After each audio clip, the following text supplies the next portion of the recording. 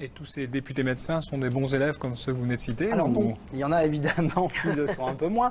On peut citer notamment Jean-Pierre Dor ou alors Olivier Véran qui préside cette commission. Qui préside cette commission, qui ont eu des liens avec les laboratoires pharmaceutiques pendant leur mandat. Alors il faut bien comprendre qu'ici, le but des laboratoires n'est pas d'influencer la prescription de ces médecins, mais bien d'influencer leur vote à l'Assemblée nationale. Et vous voyez, quand les rencontres avec ces laboratoires ont eu lieu en général, à peu près en octobre, en novembre. Juste avant les votes?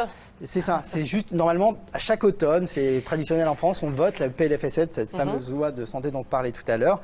Et donc voilà, ça a eu lieu à ce moment-là. Et puis les labos parfois rusent pour avoir accès à ces députés médecins et échapper aux règles de transparence. Ouais, par exemple l'an dernier, Olivier Véran, toujours celui-là, a participé à une table ronde qui était organisée par M&M Conseil. Alors, le problème, c'est que c'était en réalité, derrière cette boîte de conseil, cette boîte de lobbying, eh ben, c'était de l'industrie pharmaceutique qui régalait. Quand on va sur la base de santé transparencesanté.gouv.fr, on ne retrouve pas du tout de lien entre au fait qu'il ait participé à cette table ronde.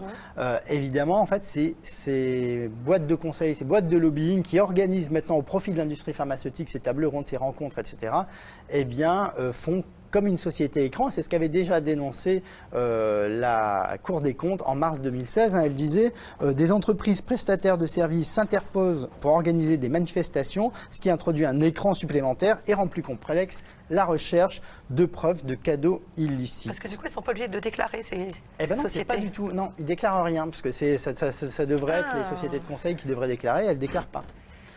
D'accord. Un petit peu gênant. Oui, très gênant. Très bien. Suivez ça, s'il vous plaît, pour nous. Merci beaucoup.